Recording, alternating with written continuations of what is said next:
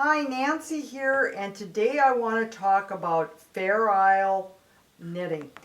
Fair Isle kind of covers a broad range. It seems everything that carries a color is Fair Isle, which Fair Isle really comes from the Shetland Islands.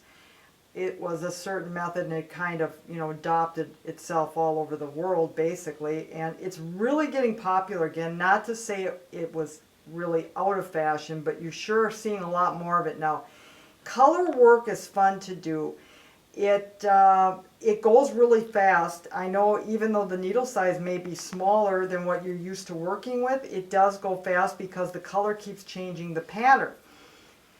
The problem with color knitting, this here is the chart that I'm working on. This is a pair of mittens I'm doing. When I work my charts, I always cover what I'm going to. What's beneath is usually the line I'm working on. So I don't go above, I go under, if that makes sense. And there's a couple things you want to remember whenever you're doing this kind of knitting. You must always carry, I shouldn't say must, but it's best to carry your main color in your right hand because that carries above. And it does change the picture, the image on the right side. Now, if you choose to carry the main color in your left hand, that's fine, but never change. You have to keep, if you're carrying blue, then the blue has to always be in the left if that's the way you're going to do it. If you're carrying the brown or whatever in the right, then always carry it in the right. Don't change it because it really will distort your pattern. I know it's hard to believe, but it does. This is corrugated ribbing. It's lovely. It doesn't stretch. It's pretty, but it really has absolutely no stretch to it. And it looks pretty cool on the inside here. This part here on the inside, these are called floats, okay? And floats are whenever you have more than, I say 3 to 4 stitches. Some people say 5, but what I mean by that is the distance between a white stitch or a cream colored stitch and a brown is greater than 3 stitches. I don't like my floats any longer than 3 or 4 stitches because if I do, they get caught. They get caught in your hand, they get caught in your fingers. So if you're pulling this across 5 or 6 stitches, and 5 is, so it depends on the weight of your yarn, but if you're carrying it over 5 stitches, those floats are going to get really long, and every time you put your hand in the mitten, or whatever, if it's the sleeve of a sweater, it's going to pull. And the problem with floats, most people, the biggest problem they have is they pull them too tight.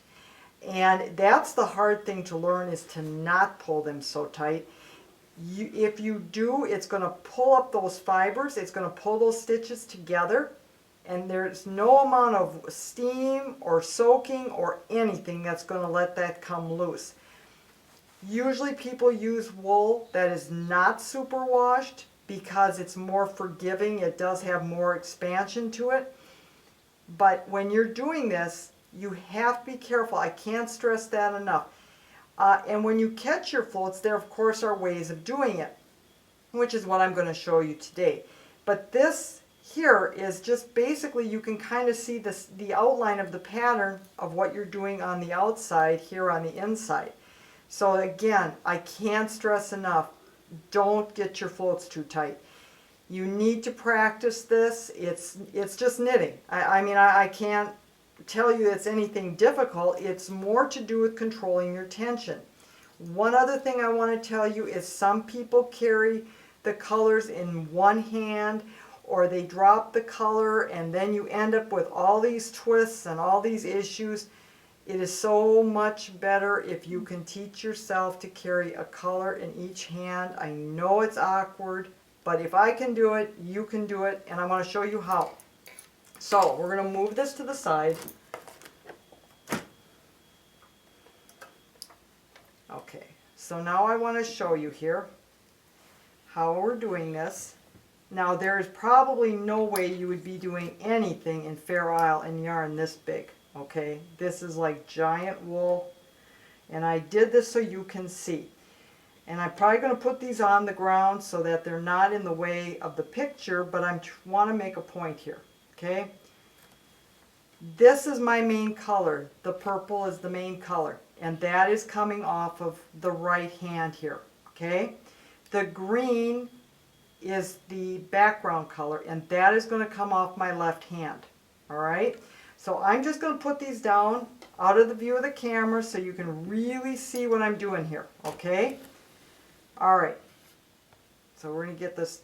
If you do this with both hands, you won't run into the problem of the twisting, and it's fun. I'm just saying. Okay, I am a continental knitter, so the awkward hand is this hand.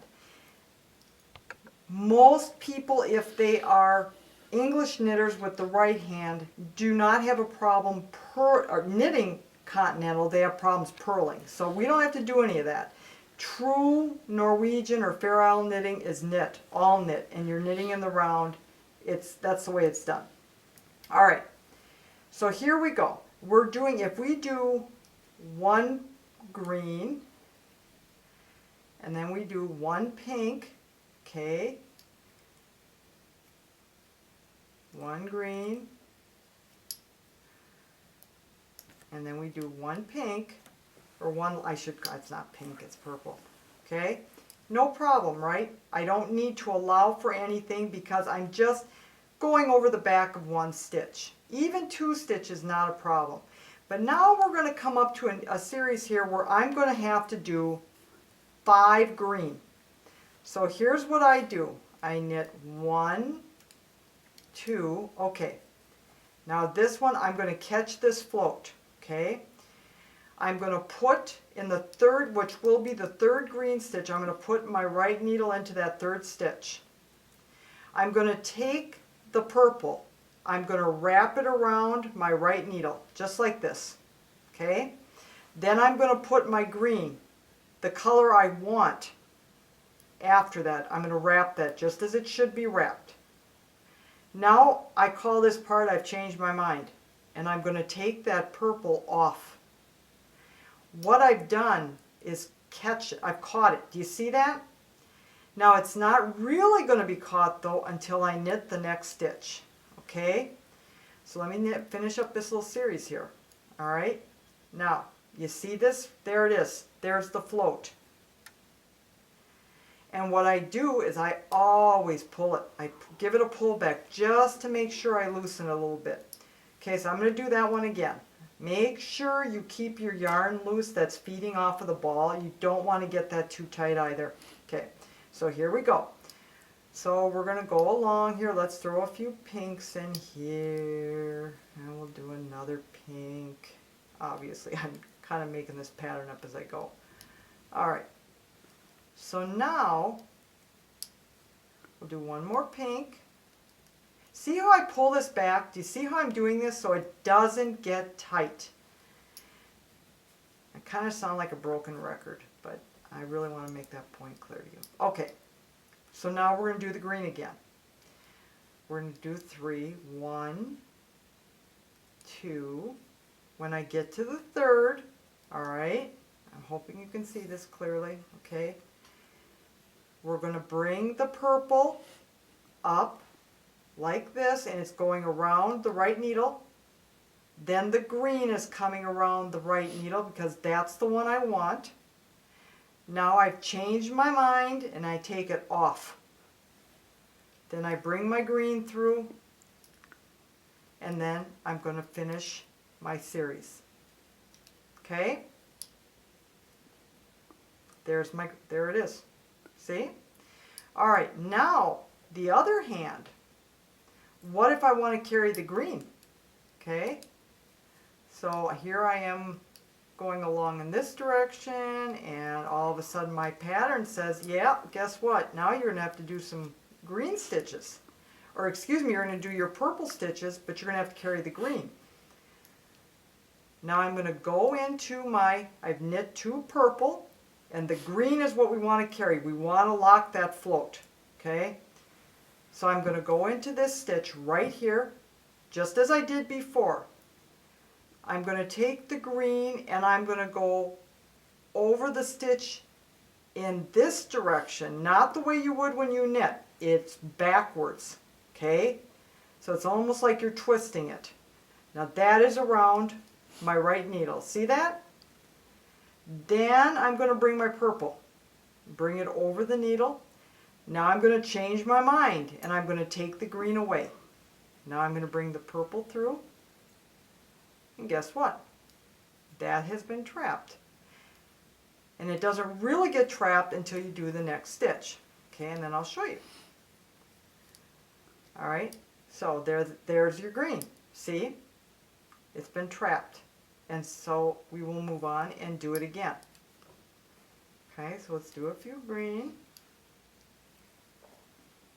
And this keeps rolling up and showing, so it's okay. Alright, so now we're going to carry the purple again. Okay, or excuse me, we're going to carry the green again. So we're into the third stitch.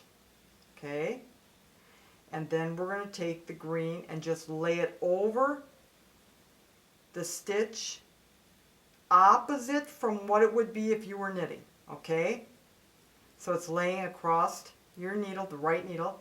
Bring your purple over,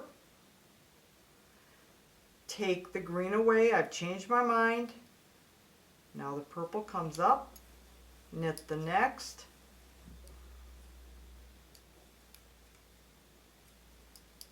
and there you go. Again, we've caught the floats. Okay,